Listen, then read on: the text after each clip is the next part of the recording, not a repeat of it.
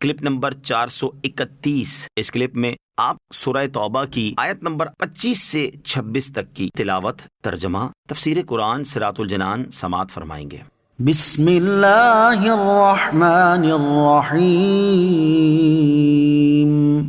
ترجمہ، اللہ کے نام سے شروع جو نہایت مہربان رحمت والا ہے۔ لقد نصركم الله في مواطن كثيرة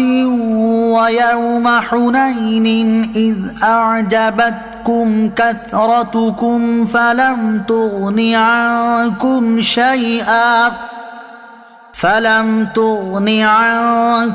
شيئا وضاقت عليكم الأرض بما رحبت ثم وليتم مدبرين۔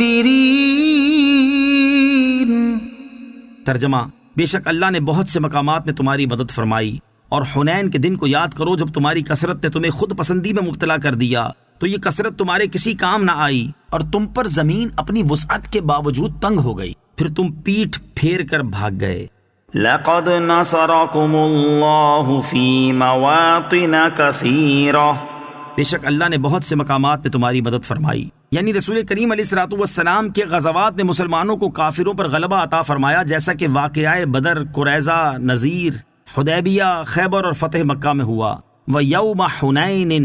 اور حنین کے دن کو یاد کرو۔ حنین مکہ اور طائف کے درمیان ایک مقام کا نام ہے۔ تاریخ اسلام میں اس جنگ کا دوسرا نام غزوہ حوازن بھی ہے، اس لیے کہ اس لڑائی میں بنی حوازن سے مقابلہ تھا۔ غزوہ حنین کا واقعہ، فتح مکہ کے بعد عام طور سے تمام عرب کے لوگ اسلام کے حلقہ بگوش ہو گئے، کیونکہ ان میں اکثر وہ لوگ تھے جو اسلام کی حقانیت کا پورا یقین رکھنے کے باوجود قریش کے ڈر سے مسلمان ہونے میں توقف کر رہے تھے اور فتح مکہ کا انتظار کر رہے تھے۔ پھر چونکہ عرب کے دلوں میں کعبے کا بے حد احترام تھا اور ان کا اعتقاد تھا کہ کعبے پر کسی باطل پرست کا قبضہ نہیں ہو سکتا، اس لیے حضور علیہ الصلوۃ والسلام نے جب مکے کو فتح کر لیا تو عرب کے بچے کو اسلام کی حقانیت کا پورا یقین ہو گیا، اور وہ سب کے سب جوک در جوک بلکہ فوج در فوج اسلام میں داخل ہونے لگے۔ باقی ماندہ عرب کی بھی ہمت نہ رہی کہ اب اسلام کے مقابلے میں ہتھیار اٹھا سکیں، لیکن مقام حنین میں حوازن اور ثقیف نام کے 2 قبیلے آباد تھے جو بہت ہی جنگجو اور فنون جنگ سے واقف تھے۔ ان لوگوں پر فتح مکہ کا الٹا اثر پڑا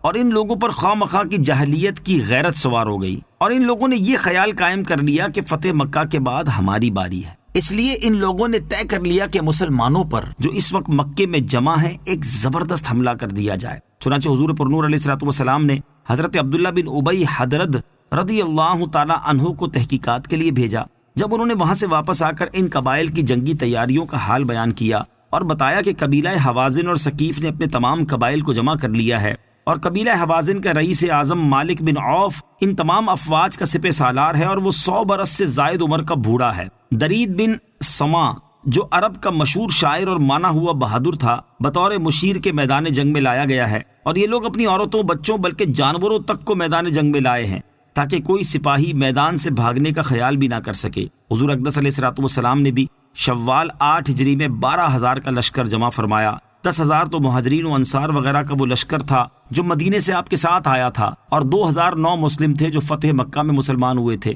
آپ علیہ الصلوۃ والسلام نے اس لشکر کو ساتھ لے کر اس شان و شوکت کے ساتھ حنین کا رخ کیا کہ اسلامی افواج کی کثرت اور اس کے جاہ و جلال کو دیکھ کر بے اختیار بعض صحابہ کرام رضی اللہ تعالی عنہم کی زبان سے یہ لفظ نکل گیا کہ آج بھلا ہم پر کون غالب آ سکتا ہے، لیکن اللہ تعالیٰ کو ان حضرات کا اپنی فوجوں کی کثرت پر ناز کرنا پسند نہیں آیا۔ چنانچہ اس فخر و نازش کا یہ انجام ہوا کہ پہلے ہی حملے میں قبیلہ حوازن و ثقیف کے تیر اندازوں نے جو تیروں کی بارش کی اور ہزاروں کی تعداد میں تلواریں لے کر مسلمانوں پر ٹوٹ پڑے، تو وہ 2,009 مسلم اور کفار مکہ جو لشکر اسلام میں شامل ہو کر مکے سے آئے تھے ایک دم سر پر پیر رکھ کر بھاگ نکلے۔ ان لوگوں کی بھگدڑ دیکھ کر انصار و مہاجرین کے بھی پاؤں اکھڑ گئے۔ حضور تاجدار مدینہ صلی اللہ علیہ وسلم نے جو نظر اٹھا کر دیکھا تو گنتی کے چند جانثاروں کے سوا سب فرار ہو چکے تھے۔ تیروں کی بارش ہو رہی تھی، 12,000 کا لشکر فرار ہو چکا تھا، مگر خدا عز و جل کے رسول صلی اللہ تعالی علیہ وسلم کے پائے استقامت میں بال برابر بھی لغزش نہیں ہوئی،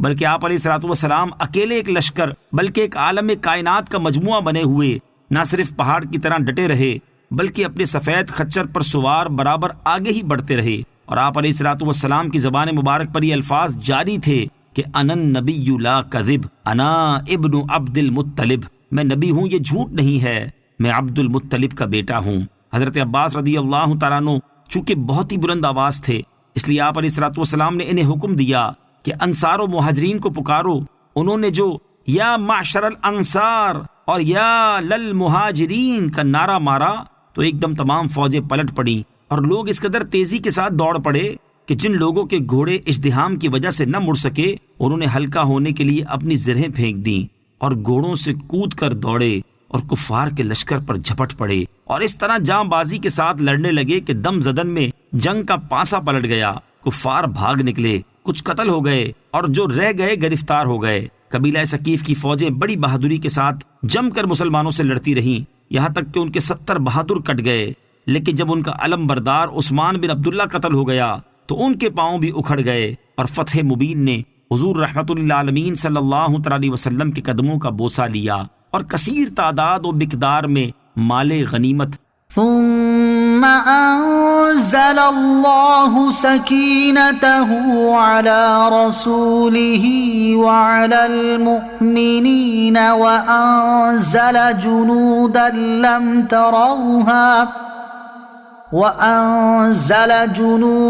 لم تروها وعذب الذين كفروا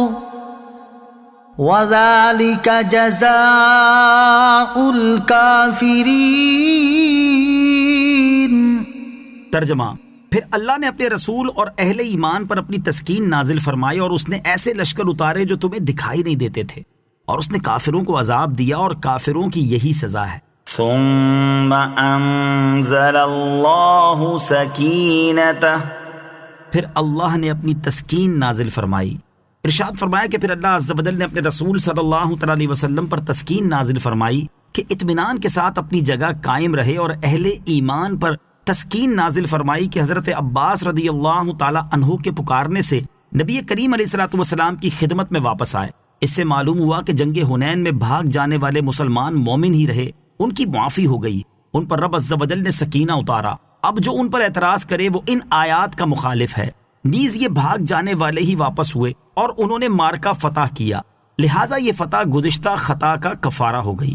آیت مبارکہ میں تسکین اترنے کا تذکرہ رسول اللہ صلی اللہ علیہ وسلم کے لیے پہلے اور بقیہ کے لیے بعد میں۔ اس کی وجہ یہ ہے کہ چونکہ تسکین رسول اللہ صلی اللہ تعالی علیہ وسلم کی برکت سے نازل ہوئی اور پھر آپ کے فیضان سے بقیہ صحابہ پر اتری، اس لیے سرکار دو عالم علیہ الصلوۃ والسلام کا تذکرہ پہلے ہوا، ورنہ گھبرانے والے حضرات تو دوسرے تھے اور سرکار دو عالم علیہ الصلوۃ والسلام تو میدان جنگ میں ڈٹے ہوئے تھے۔